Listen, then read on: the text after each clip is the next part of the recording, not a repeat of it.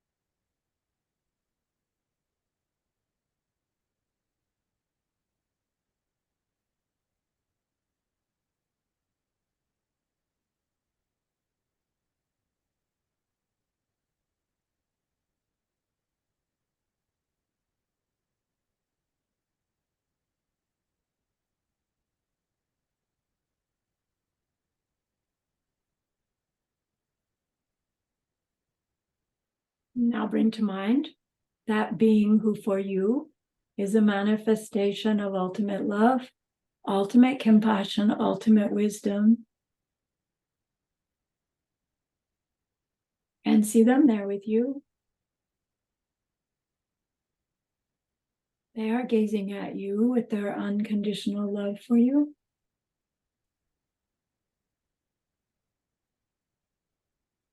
Smiling at you with their holy great compassion.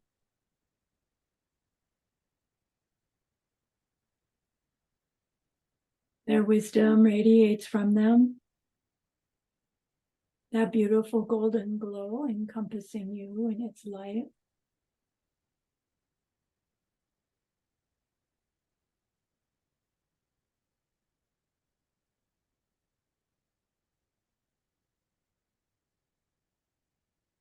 And then we hear them say, bring to mind someone you know who's hurting in some way.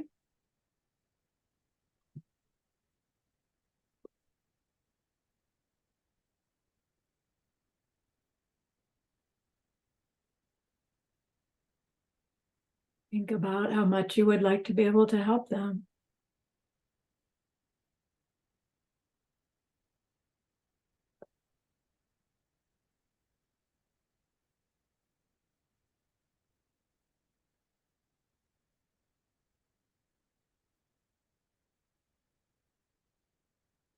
And recognize how the worldly ways we try fall short.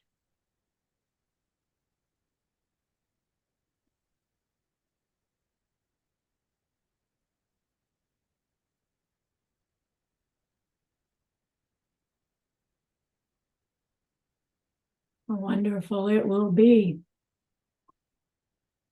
when we can also help them in some deep and ultimate way, a way through which they would go on to stop their distress forever.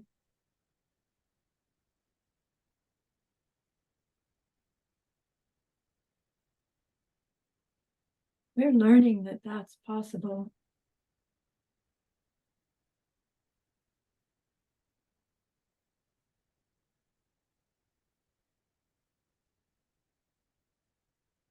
Yet it seems like we're so far from it.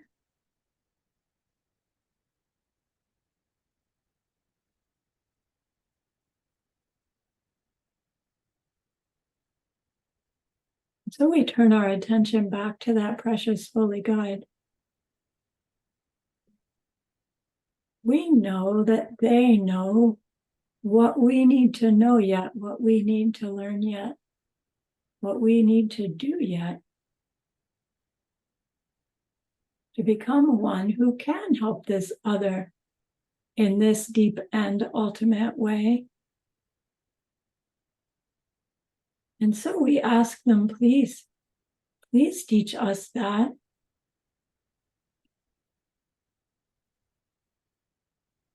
And they're so happy that we've asked. Of course, they agree.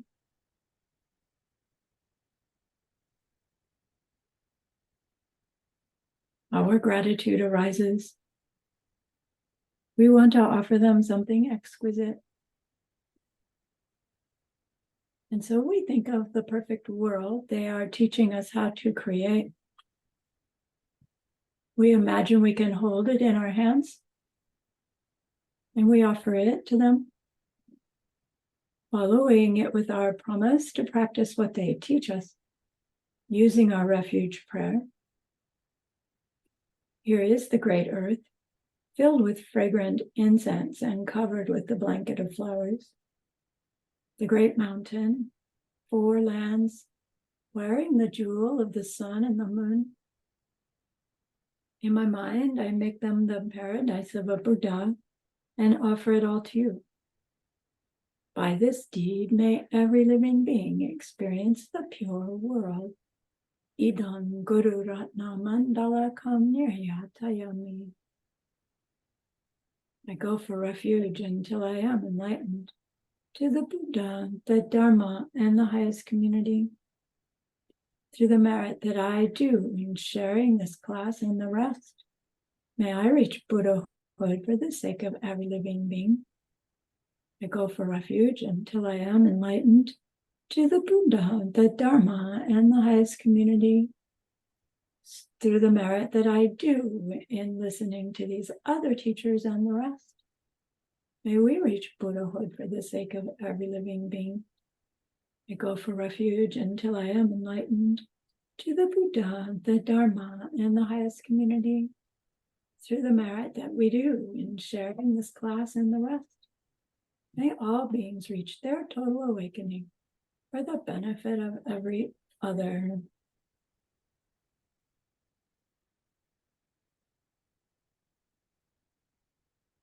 Okay.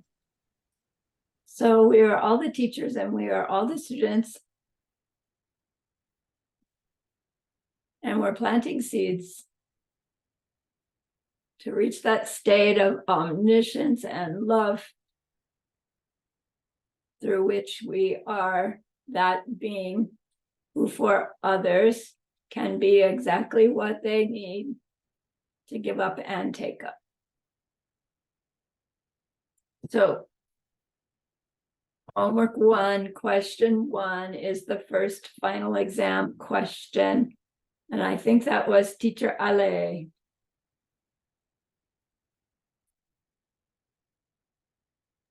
Yes, let me find them. I just realized that I made a mistake. I thought it was the homework 1, question 1. Yes, homework 1, question 1. Oh, is that it? Ah, okay. Okay. Hi, everyone. How is everybody doing today? Okay, my name is Alejandra Jasso, and I will try to be your teacher for today. May I apologize of any mistake, disclaimer.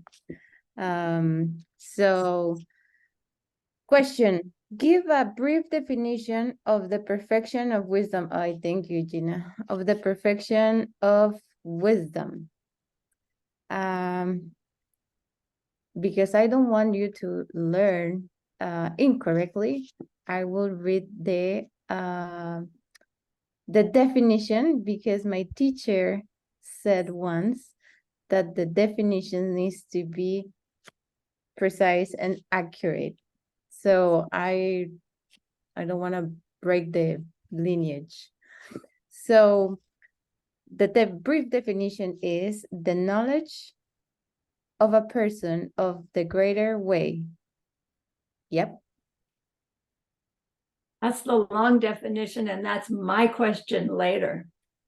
Oh, I thought it was class 1.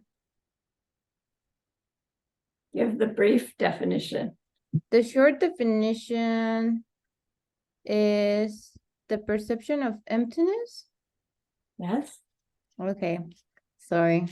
The perception of emptiness Under the influence of the desire to help all sentient beings.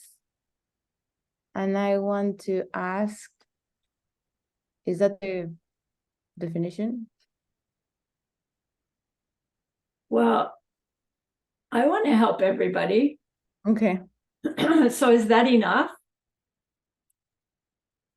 For the I just want to be able to buy everybody's shoes. it's for the benefits of all living beings to reach their total enlightenment. Okay, we're getting closer. And there's a word for that? I don't remember. It starts with a B. Ah, the bodhicitta? There With the you go. bodhicitta. Right. I'm Good. sorry. The Yeah. brief definition of the perfection of wisdom is the direct perception of emptiness with bodhicitta in Bodhicitta. our heart, or a mind imbued with bodhicitta. That is not the sugarcane bodhicitta. Right. Is the other bodhicitta. Yeah, I remember your explanation about it. Good. Okay. Thank you. Thank you, Teacher Ale. At least I could say something this time. Thank you for the thank you for the Yay, seeds planted, rejoicing. Homework 1, question 3. Who's that?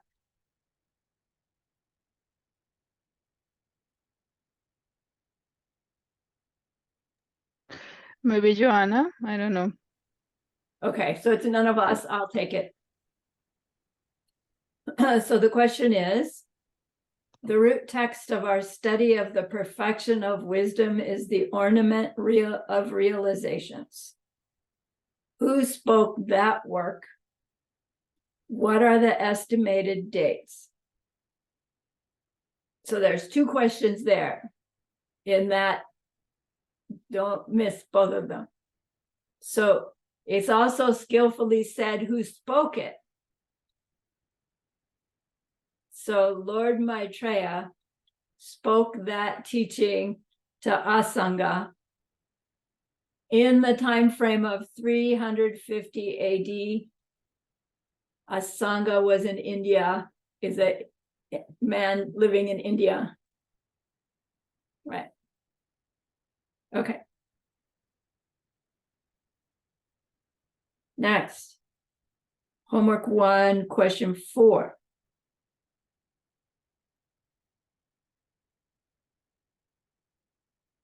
Going once, going twice. I'll do it too. Who wrote the early Indian commentary on the ornament of realizations that forms the basis of our study? And what are his dates? Question number 1 with 2 answers.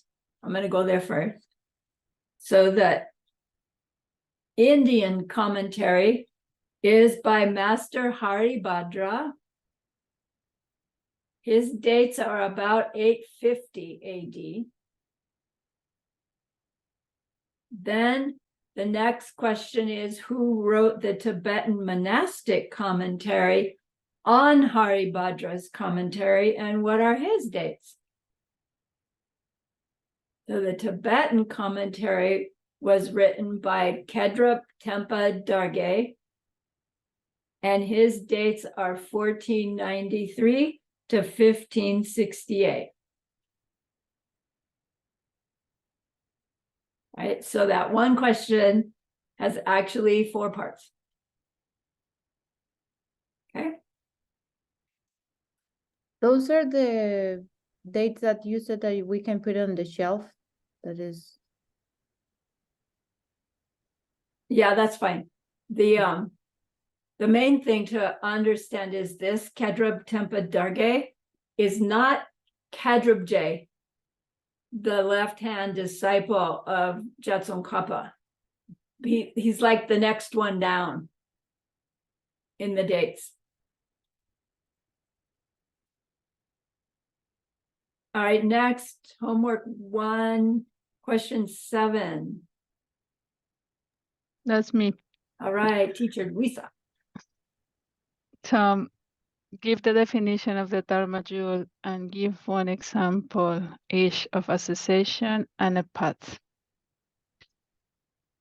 So the official definition of the Dharma jewel is the enlightened truth, either in the form of a cessation or in the form of a path, or both. Mhm. So in general, when we talk about Dharma, we are talking about teachings, but it's important to say that teachings are not only the text, not only what we read or what we hear from our lamas, is also or mainly the realizations that we have. And the realizations come not only from meditation or not only from when we hear something from our lamas, but also through situations that we experience in our lives. Mhm. So when we are talking about realizations, we are talking about when we come to know for sure that something is true, and that through that truth, therefore it's called the enlightened side of the truth, we change our behavior. And by changing our behavior, we are able to change the automatic reaction, for example. In my case, let's say if I would realize that yelling back or reacting back toward my boss is perpetuating him, so I will stop that behavior. And by stopping that behavior, then I will stop planting the seeds that perpetuate him in my life. And this will become then a cessation, because then I will stop seeing anger or seeing a yelling boss in my life. Nice. So this is this is the main idea. Now, the question is asking, give us an example of either a cessation or either a path. So a cessation will be, in that case, what I just meant. You stop something happening in your life. One of the biggest cessations is when we see emptiness directly, then we stop the doubt. Yeah, There is a nice. cessation of the doubt of karma and emptiness, because until that moment, there is, I will call it like a leap of faith that we could get some experiences that it shows is true, but we are not fully sure. There is always this little doubt there. Mhm. And an example of a path, I guess you remember from the last class, the ACI one, the 3 principal paths, for example, is one of, renunciation, bodhicitta, and correct worldview. Any questions? Yeah. Very clear. Thank you. Yay. Okay, homework 2, question 1. Me. Yay, teacher Sheila. Okay, in Spanish. For Fine. seats, Okay. for seats in Okay. Spanish. Okay, I'm gonna Teacher listen really Sheila, carefully. I'll I can do plant it in seeds. Spanish so I can plant Definición de tomar refugio. seeds for Spanish. Es el estado mental Definition of taking refuge is the mental state in which, on your own account, you put all your hopes in some other object, some external object, so that object can help you, assist you, or protect Can you translate to in English? some moment that you need it. Flavia is going to translate. But then Lama has to switch to the channel, the Spanish Yeah. channel, to hear the translation. Sarahni, can you, in the bottom of the screen, next to the reactions, there is a She can hear. No, I can. You can hear her? Yeah. Okay, Spanish? good. I'm in the English channel. Oh, sweet. Okay. Sorry. Thank you. I for taking care I of have me. to. I have to repeat the answer, or No, okay. but I have a question. Yes. I have a question. Tengo una pregunta, I have a question. I must have spoken Spanish. I just spoke in Spanish, acabo de hablar en español.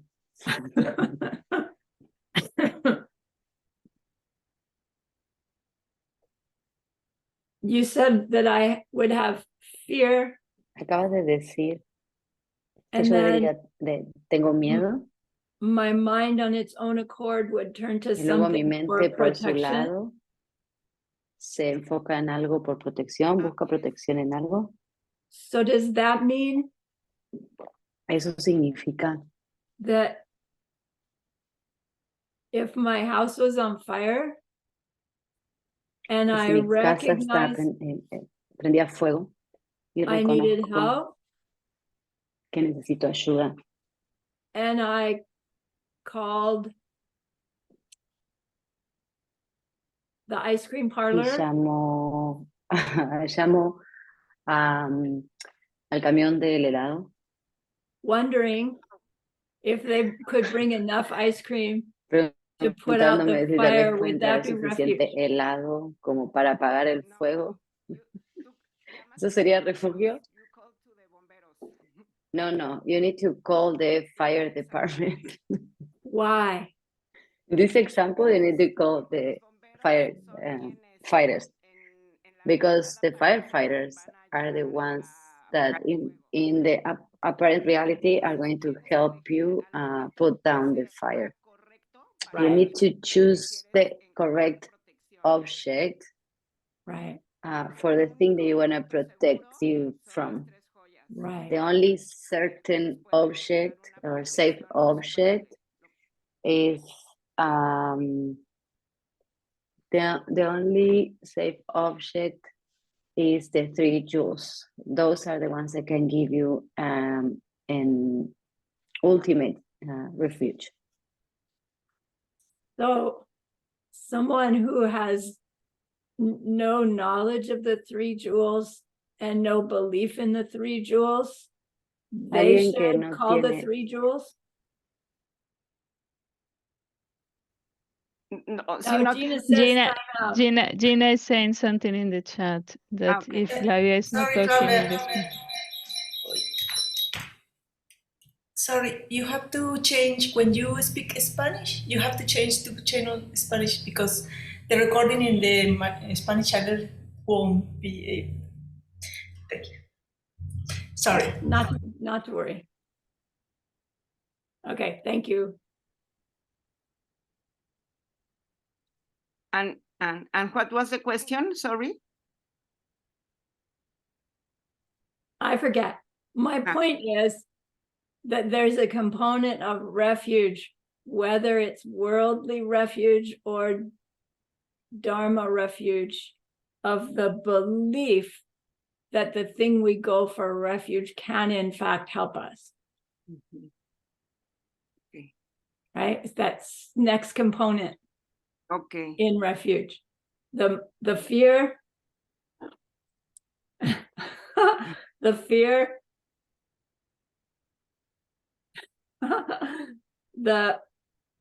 from our own mind, and then the belief in the thing that can help. Okay. Okay, Thank everybody got that? Yeah, nice job. Thank you.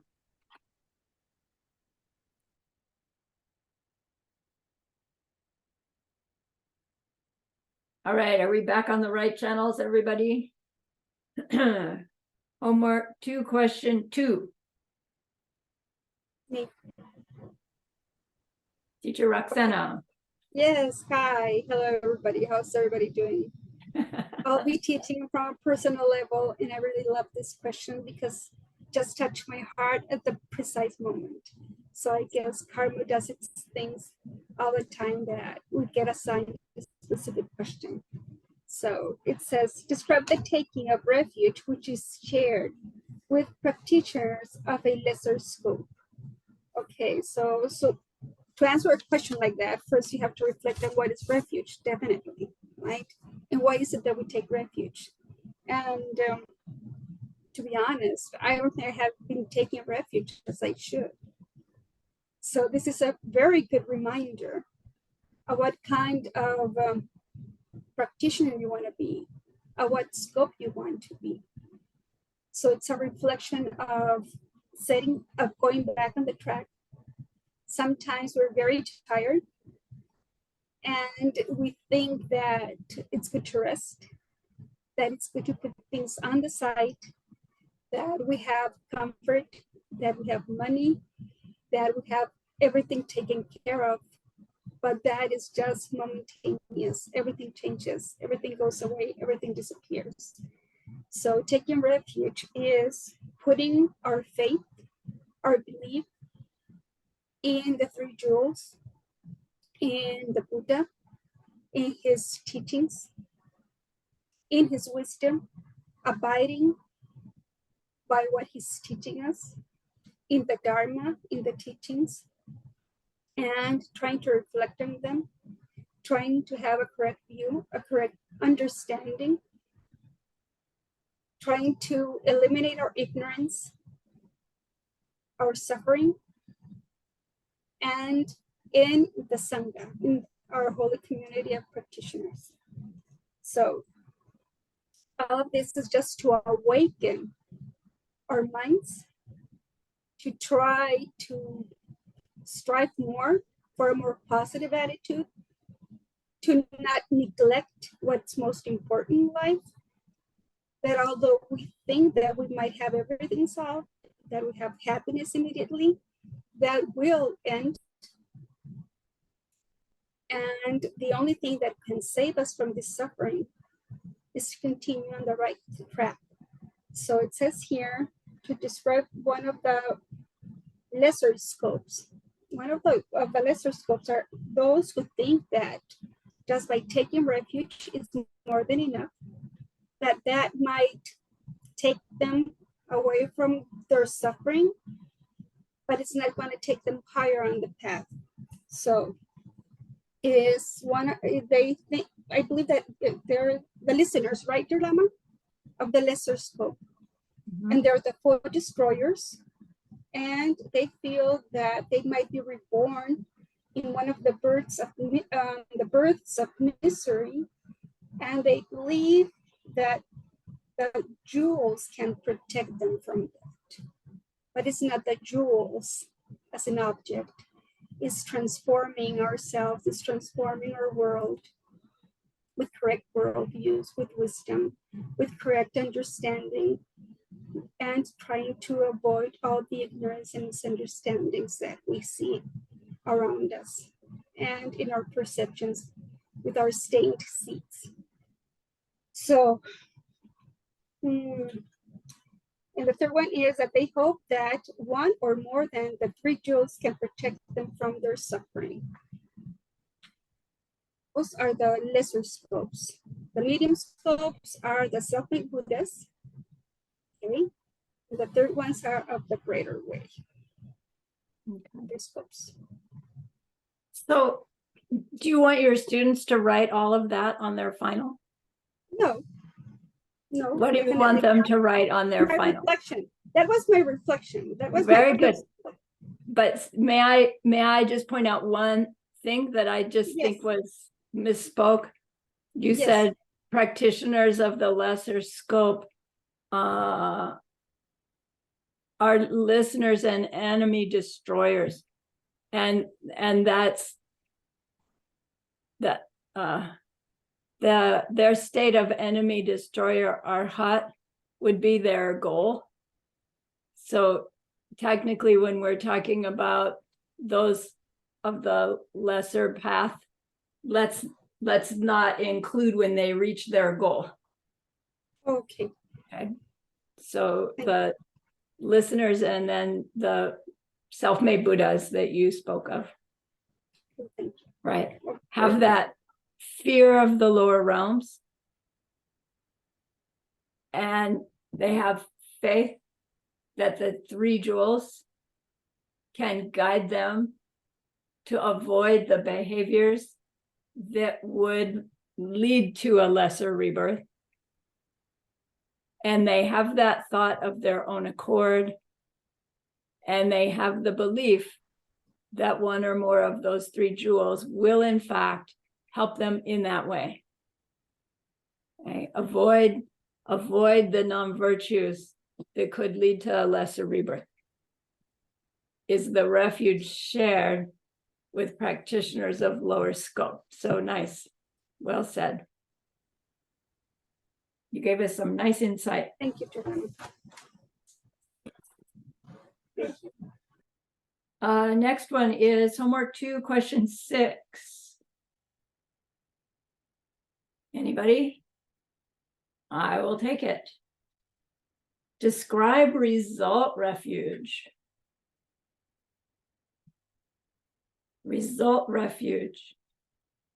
Result refuge is when we take refuge in our own future Buddhahood, our own future Dharma wisdom, our own future Sanghahood, which means becoming Arya and more.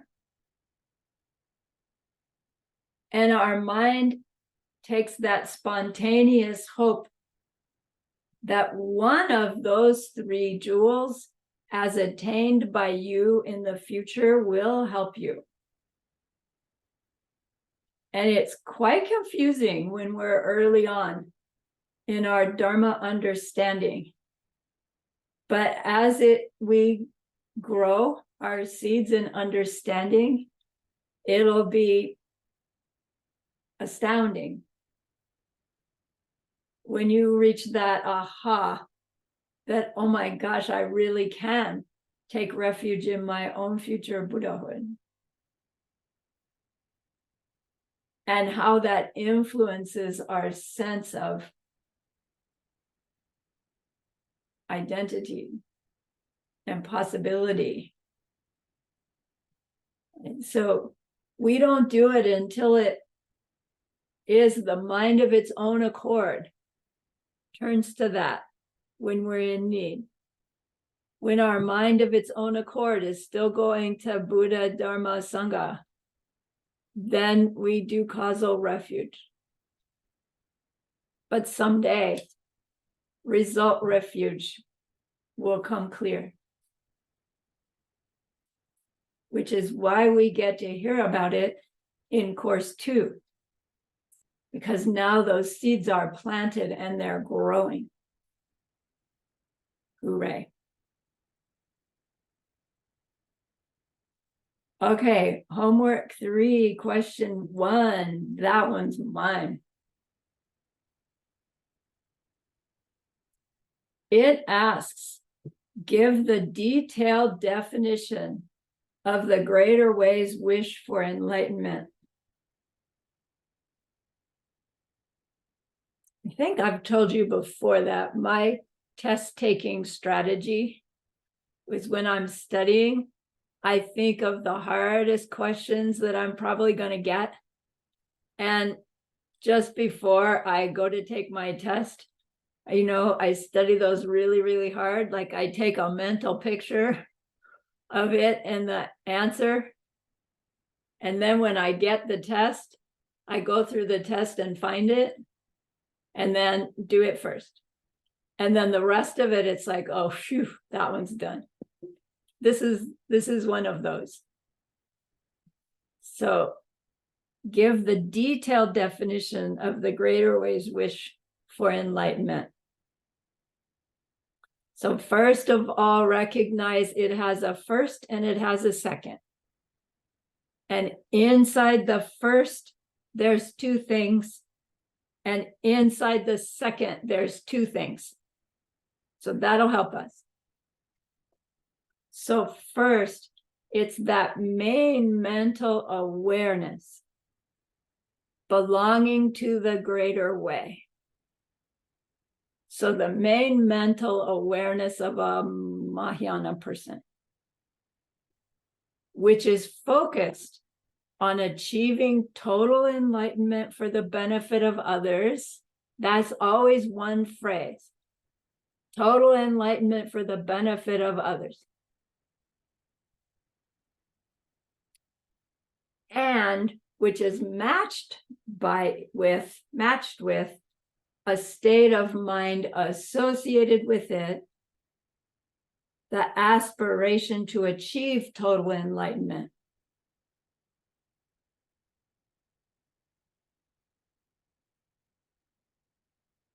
So focusing on achieving enlightenment for the benefit of all others.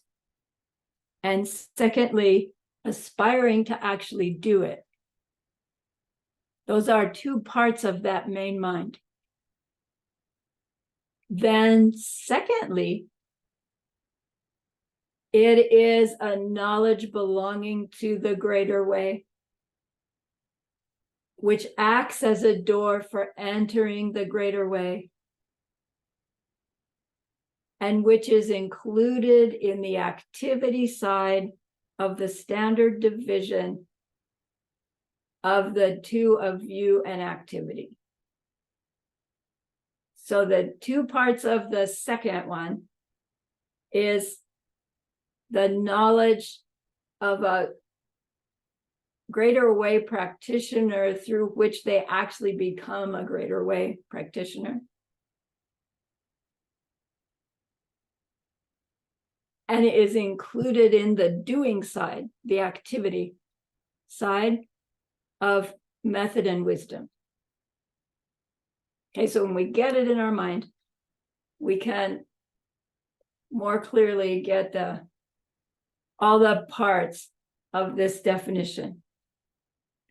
First, it is the main mental awareness belonging to the greater way, which is focused on achieving total enlightenment for the benefit of others, and which is matched with a state of mind that is associated with it, the aspiration to achieve total enlightenment. And second, it's a knowledge belonging to the greater way, which acts as the door for entering the greater way, and which is included into the activity side of the standard division into the two of you and activity.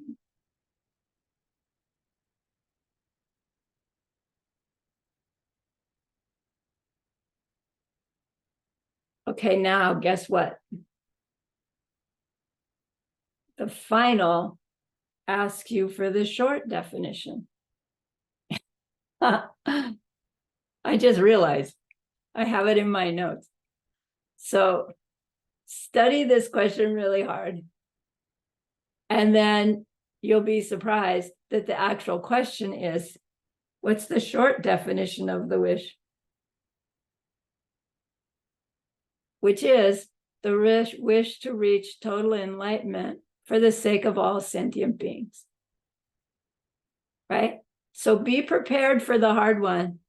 And when you get there, read the question carefully and you'll go, oh, phew, I know that. The wish to reach total enlightenment for the sake of all sentient beings. Okay? Next, question for number 3. Homework for number 3. That's mine. Okay. Name and describe the two types of the wish for enlightenment. If you know 2 different ways of dividing the wish into 2, you may write either one. So there is different criteria to divide bodhicitta, like different, I would call it aspects. And one of them is by its basic nature. And when we divide bodhicitta by its basic nature, there are 2 types. Bodhicitta, the prayer bodhicitta, or we also have heard it as the intention bodhicitta. And is to grow that wish for enlightenment, but it's in a prayer, an intention. I would like to, or I aspire to do it, but it's just in that state of I would like to do it. So it's like thinking like a bodhisattva, and we get to grow that wish, and this is this prayer bodhicitta. And then the other bodhicitta is the engaging bodhicitta or the action bodhicitta that, as the name says, is acting as a bodhisattva. And that means that we really take the vows like we do in the ceremony before when we took the intention. You can take the vow of this growing that prayer bodhicitta, but you can also take the vows of really acting as a bodhisattva, which means you in your daily life you start to apply look for the opportunities to act as a bodhisattva.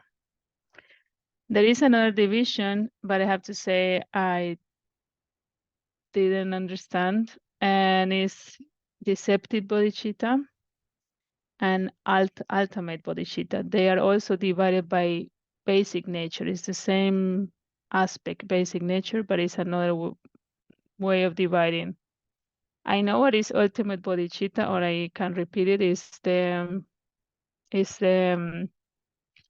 seeing emptiness directly. That's ultimate bodhicitta. But the safety bodhicitta, I didn't understand. I reviewed the audio, I didn't get it. So maybe Lama, you can complement that. Yes. The deceptive bodhicitta is either the wish in the form of the prayer or the wish in the form of action that we perceive ourselves having while we are still an ignorant being.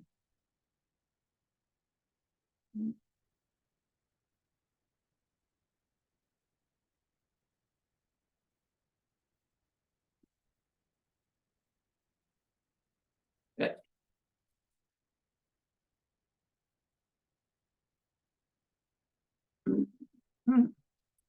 Homework 5, question 1.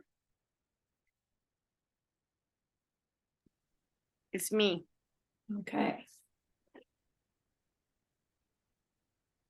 La definición de Nirvana. The definition of Nirvana. El cese permanente en el que It's a permanent cessation debido al análisis individual in which, because of the personal analysis, uno ha eliminado los obstáculos one person had eliminated all the obstacles de las aflicciones mentales of the mental afflictions en su totalidad. in its totality. Mhm. And that's all. Perfect. Thank you, Flavia. Thank you. Teacher Shayla Ali has a question for you. Okay. Oh, no, it's a question about the deceptive definition. Okay, I- ask teacher Shayla, maybe she can help us. I was thinking when you mentioned that when we take refuge in the form of prayer and action, but we still ignorant being, can we say when we get baptized or when we do the first communion, like actual somebody is putting like taking us to take refuge or get baptized, but we are not fully taking them because we don't have any consciousness of what we are doing. Yeah. That could be a deceptive form, deceptive. What was your question, Luisa? Deceptive bodhicitta. Deceptive another way of bodhicitta? That could be? Well, that would that would be a, I don't know, I have it, bodhicitta, which wouldn't be bodhicitta. Deceptive, the term deceptive is used to mean when we experience something and we believe that its identity is in it from it. So when we're in our reality where we believe everything is in it from it, even when we're growing this high level of bodhicitta in our hearts, our ignorant stain says there's something in it from it. And that makes it deceptive bodhicitta. It's very real. It's very experienced, but deceptive in the sense that its actual arising is seeds ripening, planting. And when we're experiencing our bodhicitta in that way, we wouldn't call it deceptive bodhicitta, right? It's the deceptive mind that is misunderstanding its true nature, not that it's not there or that we're not aware of it. Okay. Thank you. Right. So deceptive is one of those code words that says how we see things as self-existent when they're not.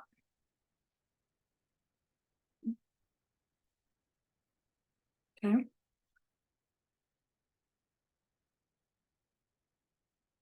Next, homework 5, question 2. Roxana. Yes, thank you.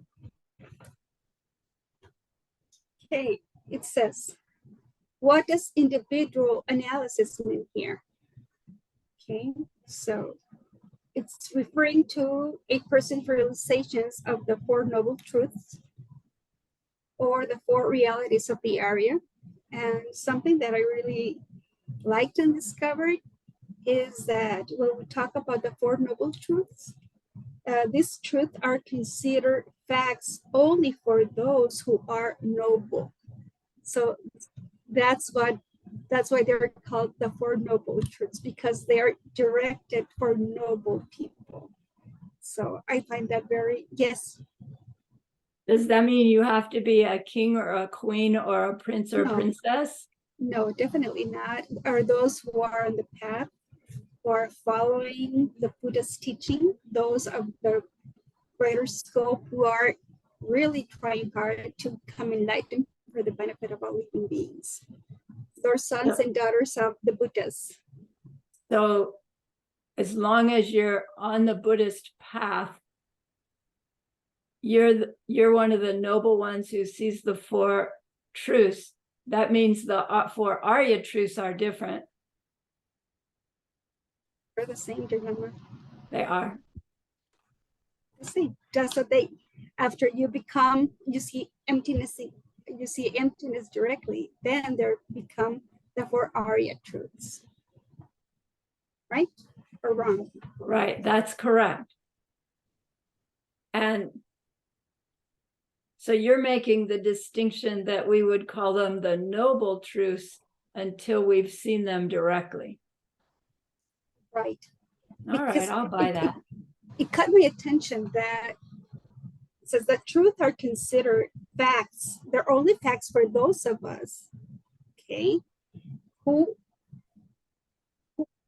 only for those who are noble, because somebody can read them, somebody can study them, and just as a paper. But noble Don't consider them as facts. is a mistranslation of Arya. Noble is a mistranslation of Arya. So those truths are only truths for an Arya who experiences them directly. That's right, Yolanda. We learn about them and we believe in them and we can logically see that they are true, but they don't become truths until we experience them directly.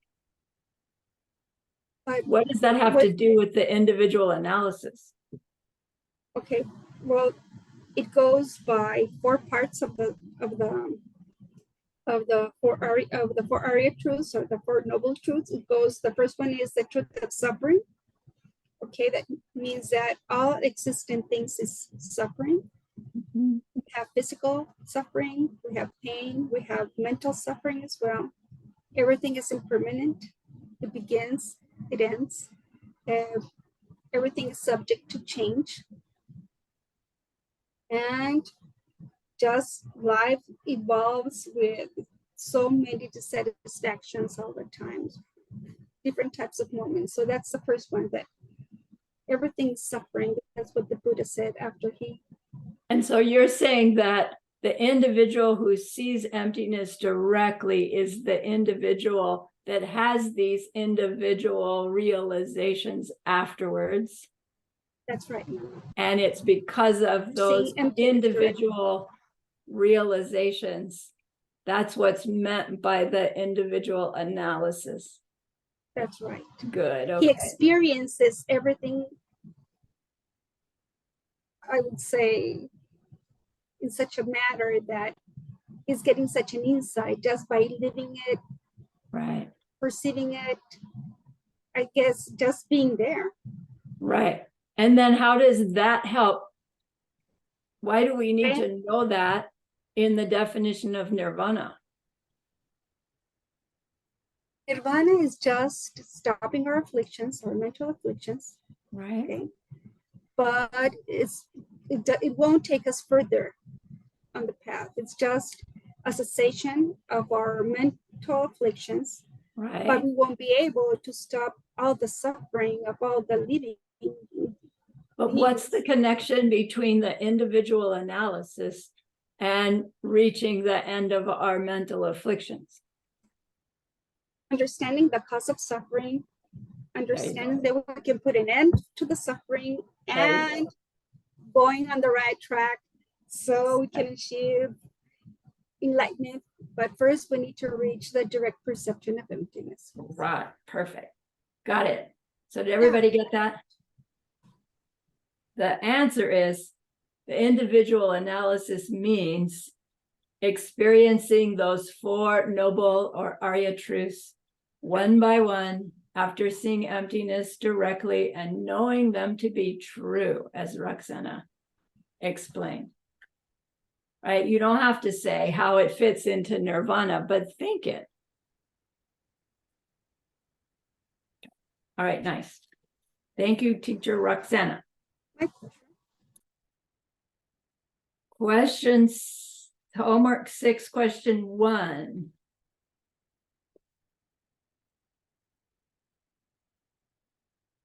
Las Joanas. Okay, I'll do it. Describe the difference in the Mahayana Svatantrika school between nirvana with something left over and nirvana with nothing left over.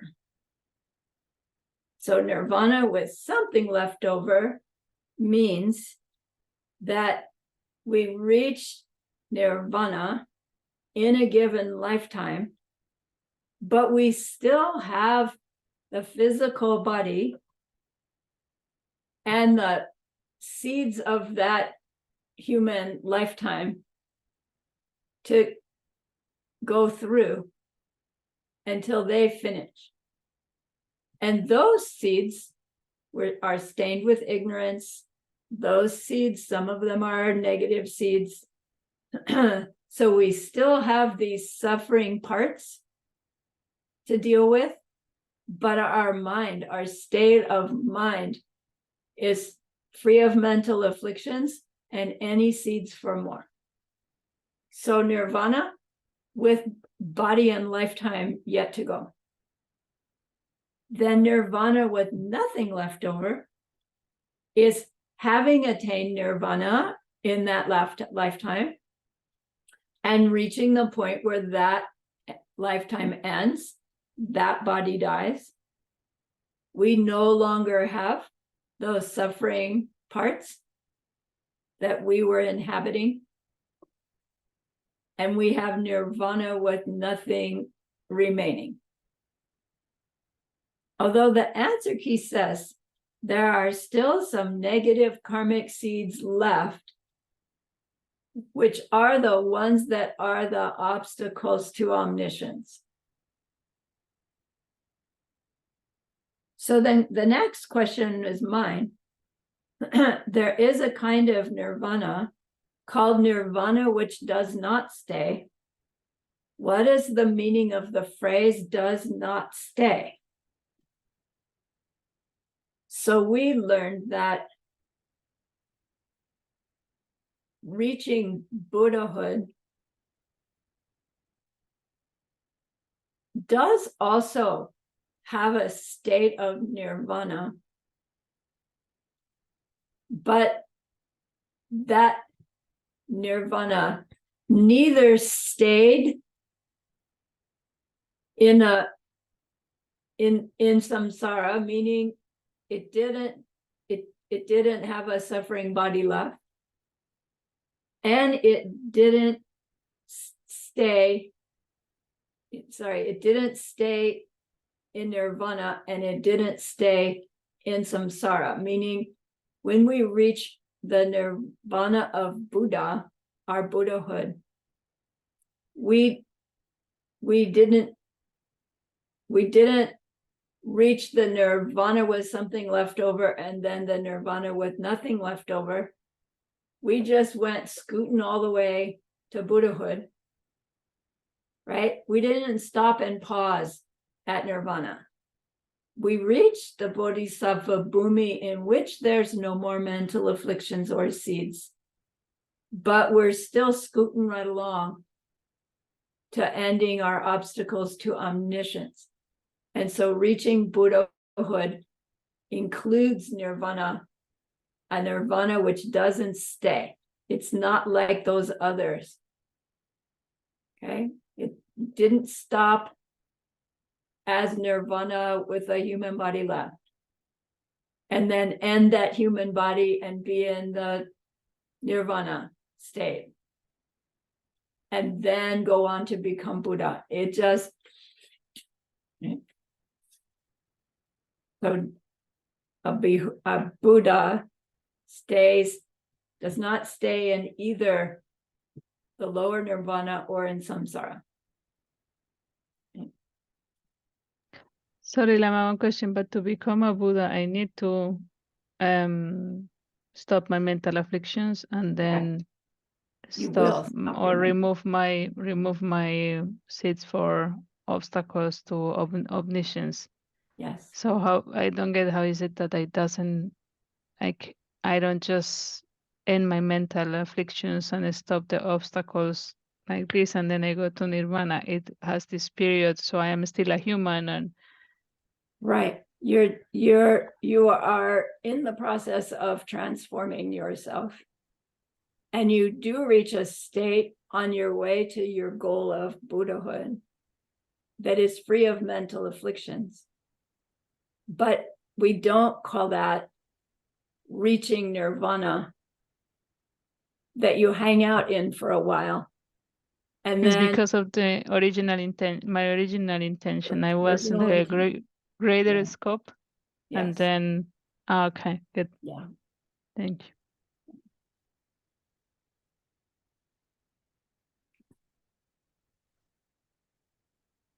Let's take a break.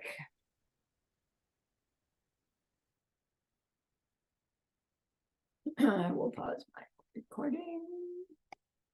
You will pause yours.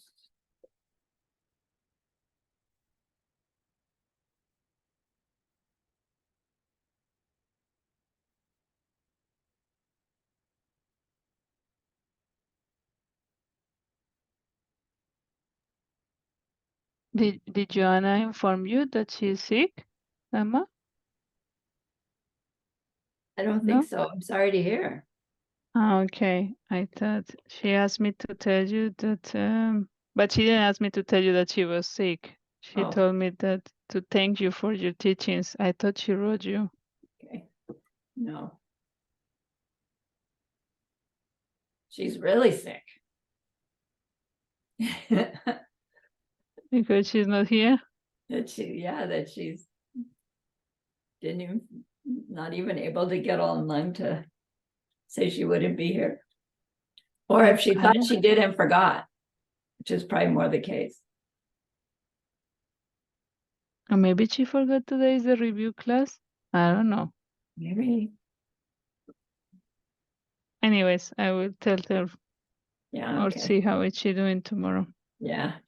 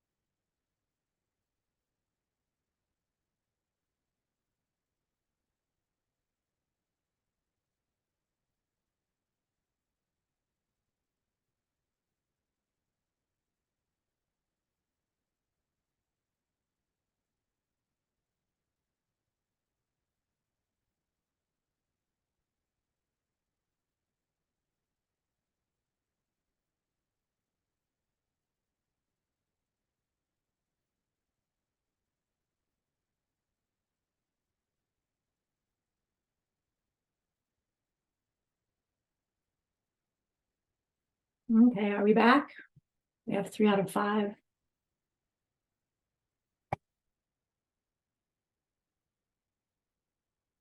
Hello. So next is class 6, question 4. That's me. Oh, yay. The recording, Lama? You wanna? I got it. Go I on. think. Okay. Thank you. Describe the 3 main parts of the method for achieving Nirvana. So I will do my best. The first one is the training of wisdom, or becoming a master in the extraordinary training of wisdom. And it starts with the intellectual understanding of emptiness and karma.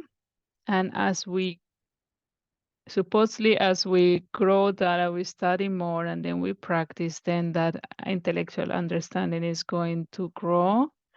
And then we will reach a point where we will then have the direct experience of seeing emptiness directly, which will be the, I don't know, like the peak, let's say, of our career, or like the first big milestone.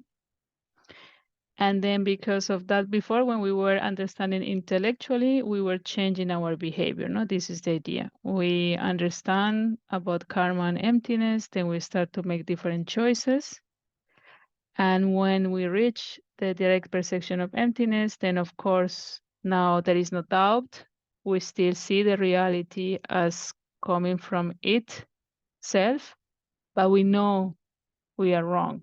Like, we are sure that this is not okay, and we keep choosing our behavior in the, let's say, the right way, not to perpetuate ignorance, but to perpetuate wisdom. That's the first one. The second step, we are talking about the methods, or the parts of the methods of achieving nirvana. So the first one was the extraordinary training of wisdom. And then the second is the assure that this extraordinary method of wisdom is, let's call it, imbued, or is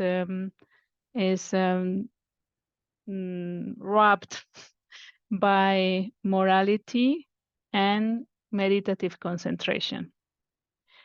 So when we learn about emptiness, we start to change our behavior. And that behavior is turning more moral because we are aware that harming others is harming ourselves. And then therefore our behavior changes into a more moral or more ethical way.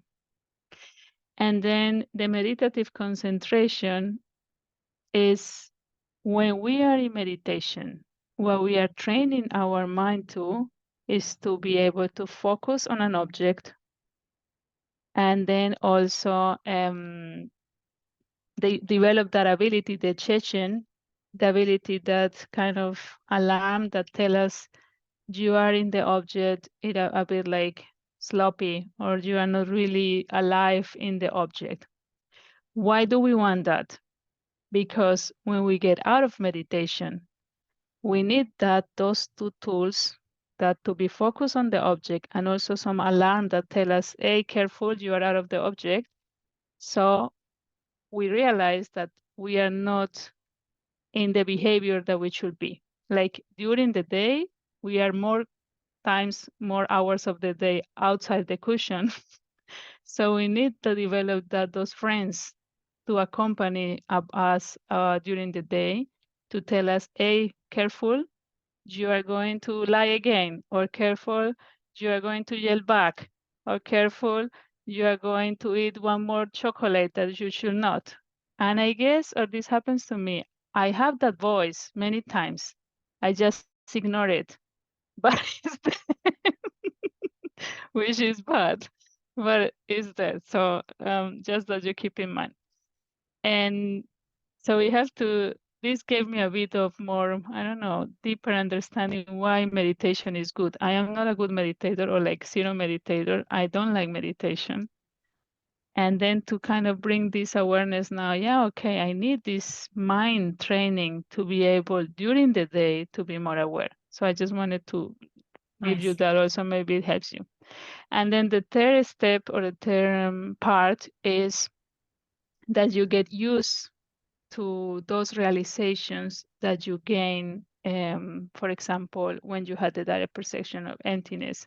So you get used to living according to karma and emptiness. And yeah, so I think that's all.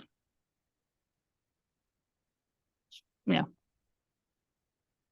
Anybody have I any don't know. questions? Questions? Good. Good, nice.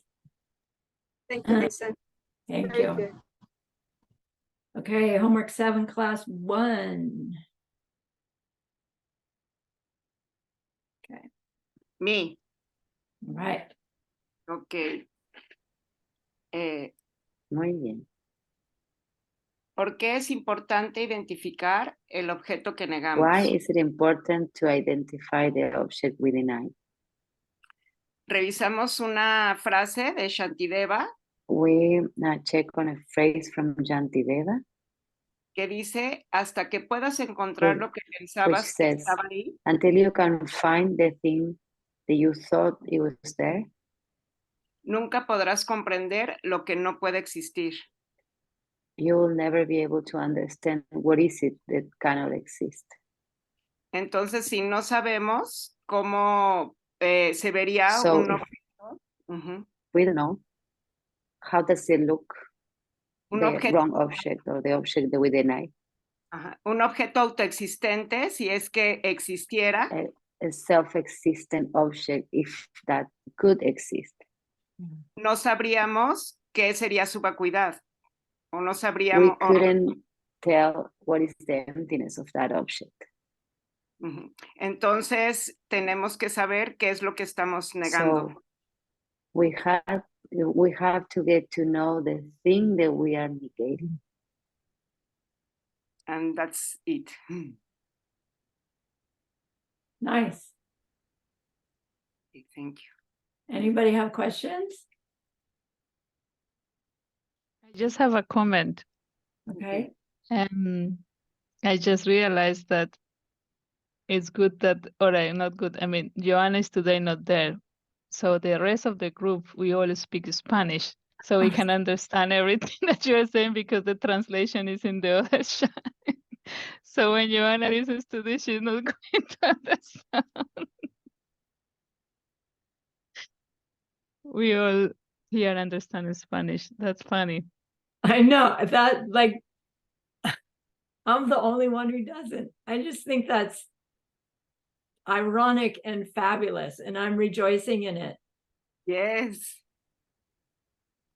And for me, it's also cool because I never studied Dharma in Spanish. I am used to listen to it in English, although, and I think about it in English. So I cannot teach in Spanish because I don't know the words. So I Yeah. am so happy to hear like how you translate emptiness, how you translate, no, it's like, it's Yay. cool. Thank you. The emptiness of the words. Right. Yay. Okay, next, class 7, question 3, the magic show. Who gets to do that? Roxana. I get Yay. to do, and I've been listening for years. Yeah. And now I get to explain it. Okay. Yay. So this is what I wrote down. It says, in ancient India, there was a magician, and as all magicians, they have their magic wand, their magic stick, right? And he was performing to a big crowd. He had a big audience. So all of the audience was really, really happy, really expecting something to appear or to disappear. And then the magician just gave them the surprise and said, now this magic stick is going to turn into a horse. Y voila, a horse appears into the crowd. Everybody's seeing a horse. Okay. Suddenly, somebody gets late into the show. Okay, somebody gets late into the show, and this is the newcomer that comes around. So he's just seeing the magician there, and he's seeing the crowd who's mesmerized just looking at this beautiful stallion, a golden stallion, beautiful, really beautiful horse. Because what's going on in here? I'm just watching a stick in the crowd, and everybody seems to be watching something else. And he notices that people are saying, "What a beautiful horse! What an amazing horse!"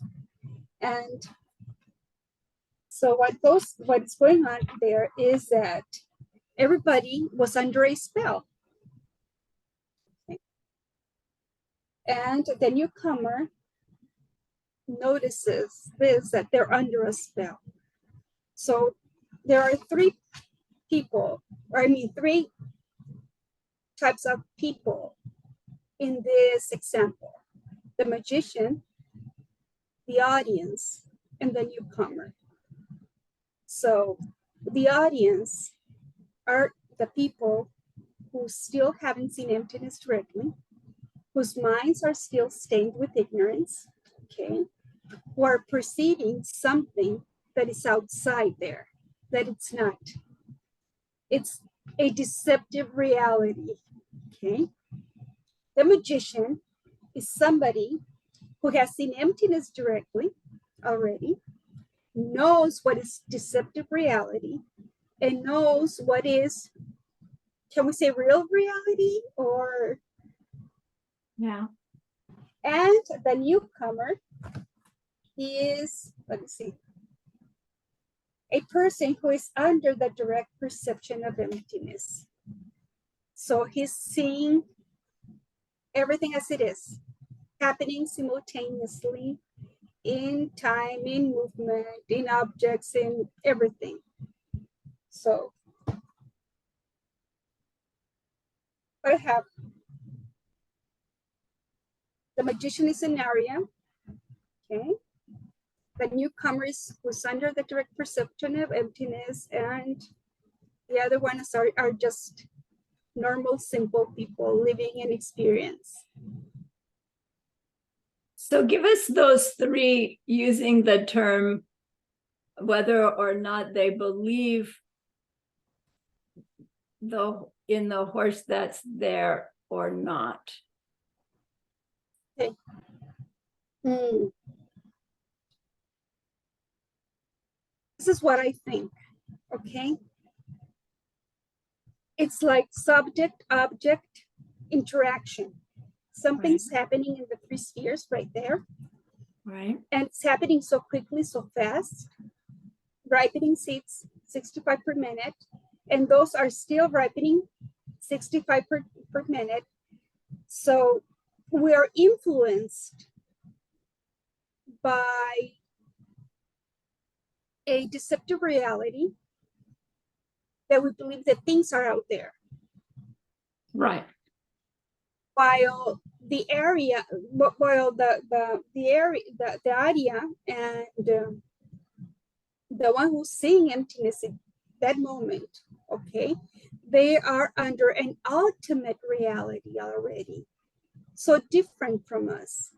So the spell that we're on is our ignorance, our complete ignorance that we cannot tell immediately, okay, what is deceiving us from seeing that ultimate reality, because we are still stained with our belief that things are an illusion.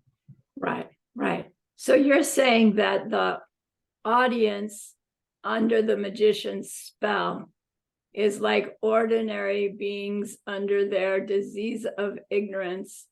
And so they see the horse there and they believe there's really a horse there. It could be a horse, it could be a cup, right? It could Anything. be the right. computer, it could be absolutely anything. But then the magician knows they're under the spell and they do see a horse there, but they don't believe in the horse because they know they're forced to see the horse by the spell. They know that what's there is the stick. Right. So they represent an Arya who's not in the direct perception of emptiness now, and is back to seeing things as self-existent, but doesn't believe it. That's right. Anymore. Yes, ma'am. So they see the horse and don't believe. Yes, because he doesn't see the horse, he sees the stick. No, he sees the horse. The magician sees the horse. He knows it's a stick, but he can't see the stick. He sees a horse. The newcomer, the magician. Okay. The newcomer is the Arya in the direct perception, which if they were in the direct perception in that moment, they're not aware of any of that going on. I don't think they would be either. In the analogy, right, the newcomer is perceiving what's there in the way that it's there, which is as empty. Right, and just which means that they're seeing the stick. Right, in the analogy, they're seeing the stick. And so there's no horse there for them to believe in or not believe in. But in our everyday life, it's like the magician has pulled a spell under us, right? Because we are still believing that things are coming from it, right? I mean, our ignorance is that magician's spell. That's right. Yeah. It's not that there is an Arya out of the perception that is casting a spell on us, making us be ignorant, wrong analogy. No, it's not that. It's just an analogy. Yes. Right. But in our daily life, I mean, we still believe. We believe the yelling boss is in them from them, and my blaming them is correct. That's right. Yeah, we're under a spell of ignorance. So Luisa has a question for teacher Roxana. Yes, Luisa. I don't know if it's to go too much in the analogy, but for me it's a bit misleading when we say that the magician casts the spell and he is also under the spell, which will mean when I am out of the direct perception of emptiness, I am still an ignorant being, because this is what we are saying. The spell is the ignorance. Yeah. The magician is also under the spell, but we are saying the magician is the one who has seen emptiness directly. So for me, that means he is not ignorant anymore. I don't know. This confuses me a bit. What do you think, Roxana? Oh, it's just that we haven't cleared all our obstacles to omniscience. We still have so many other things to clean up our stained seats with ignorance that have been there for eons of time. So that's why we're still ignorant so far as to having a clear path directly past it. We just lost you. So that's why we say we're still ignorant, because we still have work to do. We still have movies to read. We have so much work to continue on, right, dear Lama? That's what I think. But the Arya, we wouldn't say they're still ignorant, but they do still have seeds from their past ignorance that is still forcing them to see the horse there, but they don't believe it.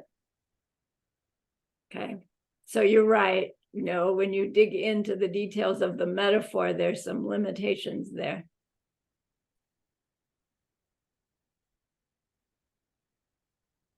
Good, well done. Thank you.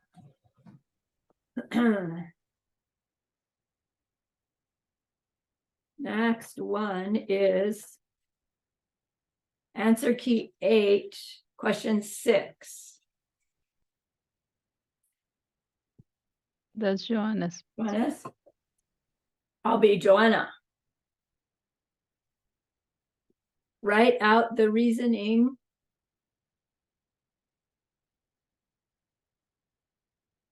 No. Write out the reasoning of the emptiness of one or many.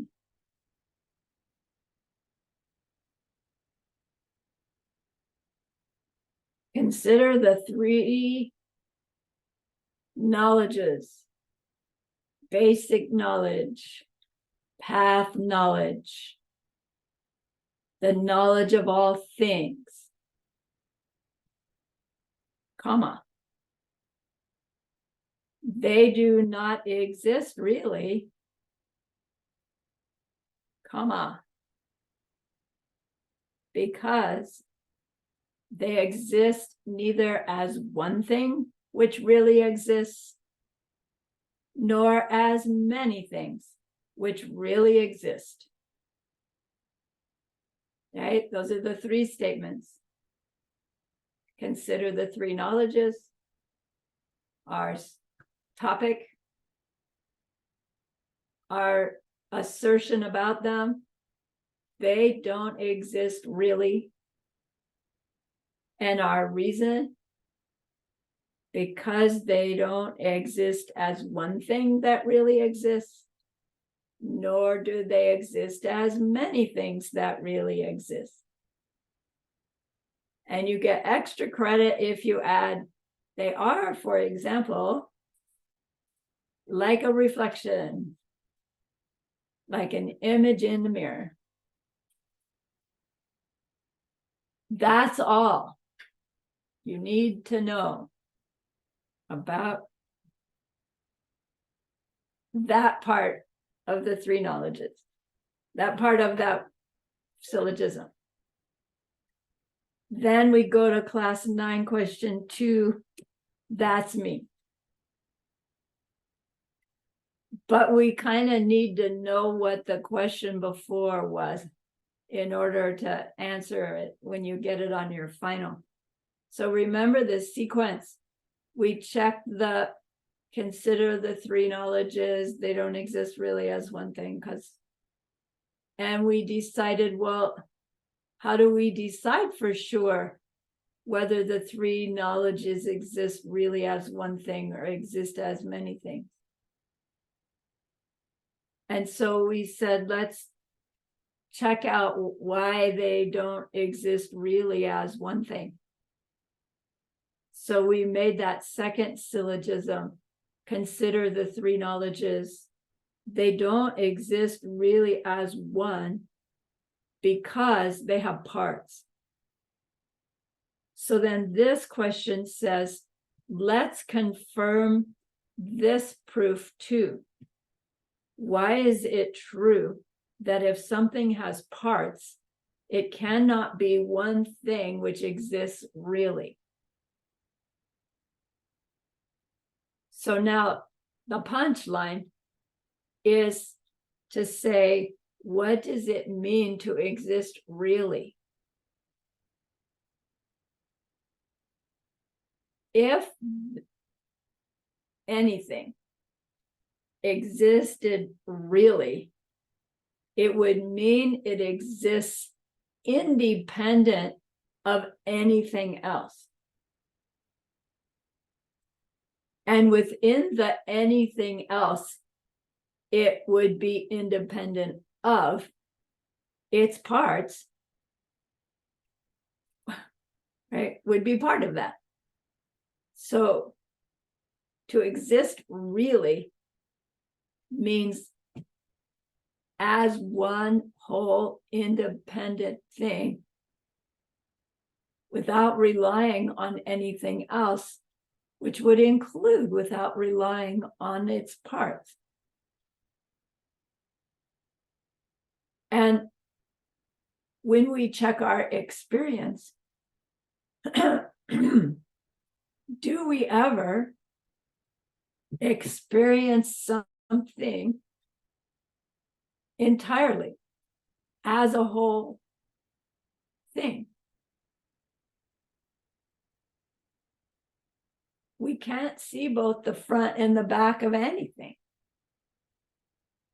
We can't see the top and the bottom at the same time. We know something as a whole thing, but we're not experiencing it directly as a whole thing.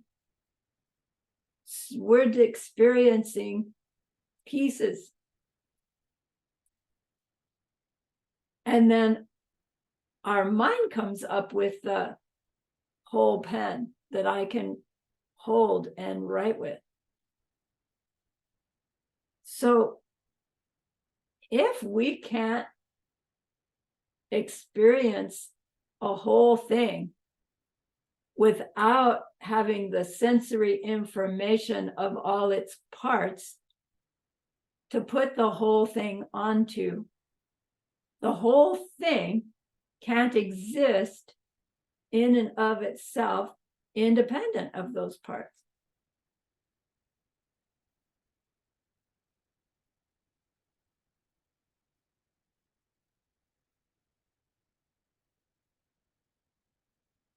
So I'll read you the answer key. It says, if it really existed, then it would exist independent of its parts. If we don't see the parts of the object, then we couldn't see the object at all. It wouldn't exist for us. So the object exists independent upon its parts. When we see the object's parts, we cannot be seeing its oneness or its whole identity. We can only see the parts and mentally assemble them into a concept and impute that concept onto the collection of the parts. Things do exist in this way, dependent upon imputing a name upon their parts. Things don't exist really, when really means in them, from them, independent of this process of the collection of parts receiving our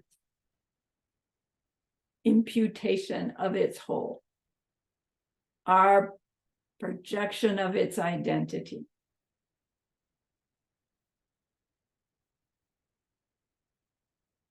Lisa. That explanation is an explanation based on karma. I mean, knowing the punchline, or is it an explanation for a ordinary? No, because I'm also ordinary, like a person who hasn't learned about dharma. Yeah, it could And- still be for someone who hasn't learned about dharma, if they have a keen enough awareness to really check what's happening in their experience when they're actually perceiving an object, right? Common person in the grocery store probably would not have that level of ability to analyze. Because I remember a teaching of Geshe Michael saying, they look at the pen. When you are looking at the top, you cannot see the bottom. But I do see it. I mean, like, if I pretend I don't know anything about Dharma, no? So then I look at the think you pen, see it, right? and then I am looking here, but I can see here. So, and what he is trying to say, my understanding, this is what I want to confirm or reject from you, is because it's an image that was already thrown into this object, let's call it like that, then I can see with my eyes, I can experience, I can see the whole thing. With the corner of my eye, I can see also the bottom. But if it would be the way that we think it is, I should not be able to see that. Is that Yeah, correct? technically, you could go there because technically you could go there. That if the top is the top in it from it, you wouldn't be able to also in your periphery see what you're calling the bottom. You could only see one thing at a time. You could go that route in your explanation of how what we think we're doing as we see this thing, the pen, cannot in fact be what's making the pen. But if I think the pen is coming by itself Right? as a pen, then Right. that will mean I am looking at the top, and then I should not be able to see the bottom.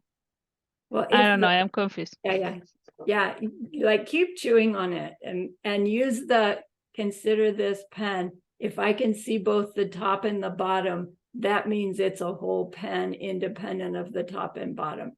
And it's like, no, wait, that doesn't work. Right.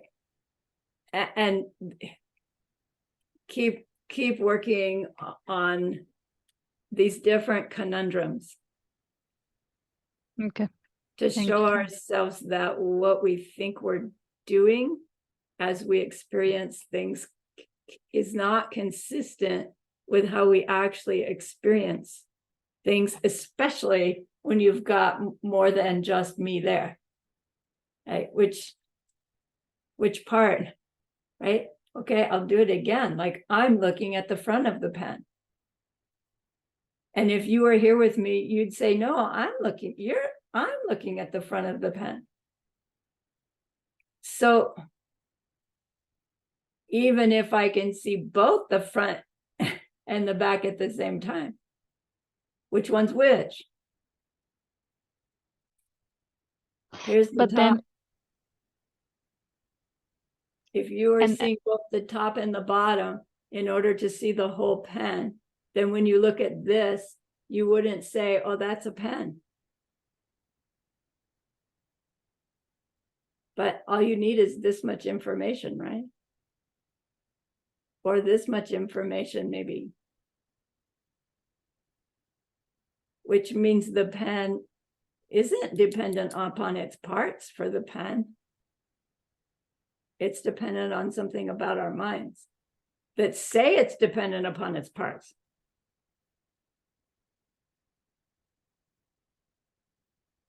and if you go down to the atoms and things, no, because when you do this proof, then for gross things, you can say, okay, I agree, check.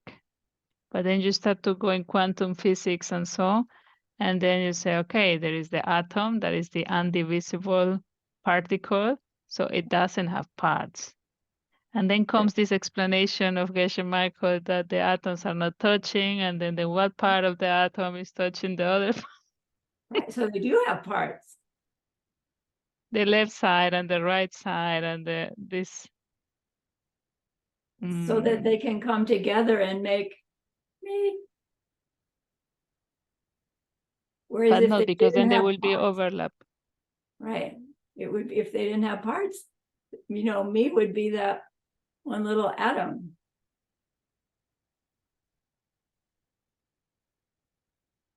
Yeah. Okay, thank you, Lama. All righty. Class 10, question 1. Who's that? That's me. Okay. So I'm going to read it slow, Flavia, because it's a long question. Yeah. In the section of the commentary known as the text of Maitreya, a debater comes and argues that Maitreya has no state of mind aspiring to fulfill his own needs.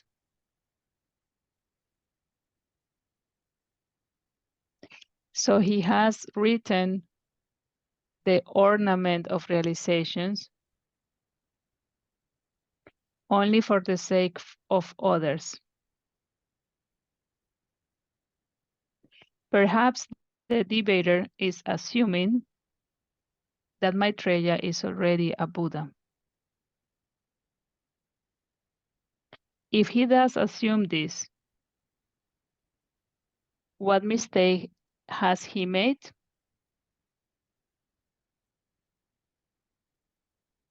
Okay. So, taking that into as our basis, assuming that Maitreya has no aspiration to fulfill his own needs, it will be like saying that Maitreya is already a Buddha. And but as we know, or should know, in the open teachings, Maitreya is portrayed as a high bodhisattva and not as a Buddha. And in the secret teachings, he is portrayed as a Buddha. So that will mean that the debater is mixing up open teachings with secret teachings. Open teachings are called also the system or the ways to be shared, and the secret teachings are called ways or system not to be shared. So it will be improper from a student or from this debater to refer to Maitreya as a Buddha in an open teaching. Perfect.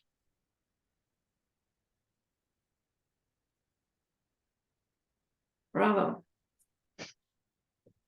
Class 10, question 5, the last one. Me. Yay, teacher Sheila. Ujú. Bien, maestra Sheila. El maestro Dharmakirti del siglo Master VIII Dharmakirti in the 8th century menciona en su texto Raíz de Lógica talks Budista in his text of, in his root text of logic, Buddhist logic, que dos elementos deben estar presentes 2 elements must be present para que funcione el Tantra. so Tantra can work. ¿Cuáles son estos dos elementos? Which ones are these 2 elements? El primero es el First maestro one is the teacher que lo enseña, tiene que ser un who ser sagrado teaches. It has to be a sacred being que ha acumulado mucha bondad a lo largo de sus vidas who accumulated a lot of virtue or goodness in their lifetimes, y tiene que ser visto por el aprendiz It has to be seen for the apprentice como un objeto kármico muy poderoso. as a karmic object really powerful. Y la segunda The second thing, es que el aprendiz the Oh. apprentice or the Yeah. practitioner tiene que practicar con un corazón bondadoso has to practice with a kind heart y tiene que respetar y seguir sus votos, los votos que aprendió en el camino, los votos Praktimosha y los votos de Bodhisattva. It has to follow and respect his or her commitments, the Praktimoksha vows and the Bodhisattva vows. Nice. Ujú. Y ya. That's all. Thank you. Gracias, Flavia. Yay! Very nice. That completes your final exam for course 2. Yay, everybody. I'm so happy. Yes, Luisa. Just an organizational point. I don't know, maybe Sheila is the first time at least Ah, that you were with us. So I am going to send a file and some email how to fill the file. So when you finish all your homeworks and quizzes and the final, and then we have to you have to find a partner to grade the final. So if you don't have a partner, let me know. That's going to be interesting because it's in Spanish, no? Yeah, okay, we will see. I can do it for her. Okay, then maybe Ale and Sheila, you can be partners. That's nice for grading. okay, good. You will get an email from me. That's what I Okay, wanted to gracias. say. And we set a date, November 12th, that you'll have your person's final graded before then so that they can submit their papers to Luisa's file. So Luisa can send it to the dean, shortly after that. Right. So stick in your mind to have your final done earlier than the 12th. Okay. We can do it because you're already have your homeworks and quizzes done. Almost. Okay. So please try not to put it off because then you have to study harder. Whereas now it's like we've heard it. Okay. And then do your best and be nice when you grade each other's papers. It's not about the grade. It's about the effort and the completion. Okay, so be happy with yourself, regardless, just by doing it. And remember that person that we wanted to be able to help. Think of the amazing seeds that we've planted. All of us saw ourselves as sharing the Dharma with others. All of us saw ourselves receiving the Dharma from others with different faces. Those are really, really powerful seeds that will become clear later how beneficial they are and how dramatically they will help you become the being that helps that other in that deep and ultimate way someday. So feel a little bit of healthy pride with the seeds that you've planted.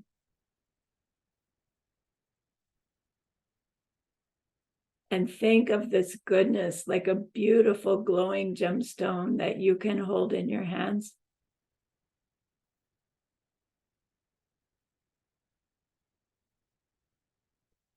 Here inside of it, see the rudiments of some exquisite world that you're creating, filled with amazing beings inside there. And then turn your mind back to your precious holy being. See how happy they are with you. Grow your gratitude to them, your reliance upon them. And then offer them this gemstone of goodness. See them accept it and bless it. And they carry it with them right back into your heart.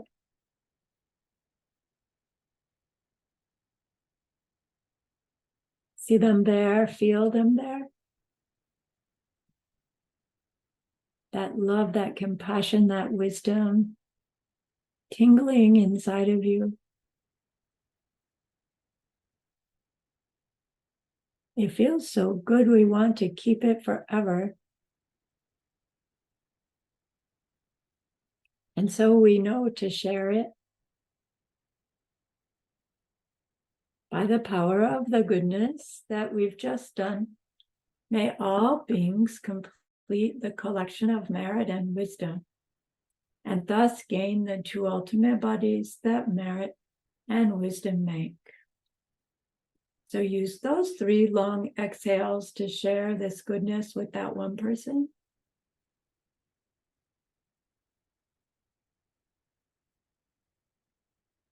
To share it with everyone you love.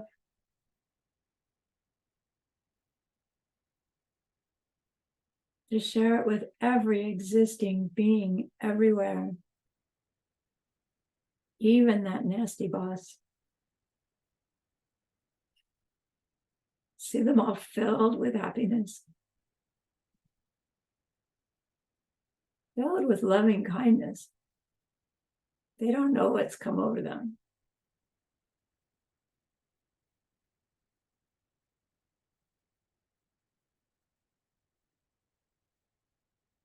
And may it be so.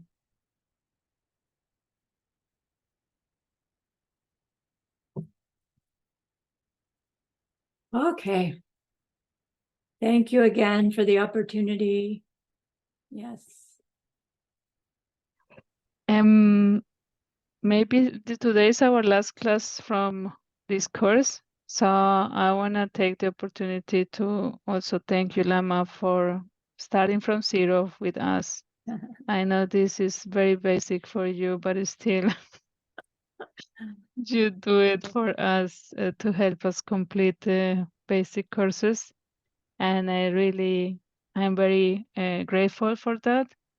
And I am very grateful that we can go in the depth that you go with us, or although these are basic courses, so we can really crack it. And when we become teachers, we can be more aware of how to teach to people who might not have that level while doing these courses. We have a little offering for you. You will get it soon. And but I guess from my side, at least personally, I am not the best practitioner, but these 2 hours at 3 a.m. in the morning make me feel fulfilled, because I feel I understand, at least intellectually. It's not yet internalized, and I guess this is at least one step towards the goal. So thanks, and please stay with us and keep teaching us. I don't know if the other students want to say something. Thank you, my dear.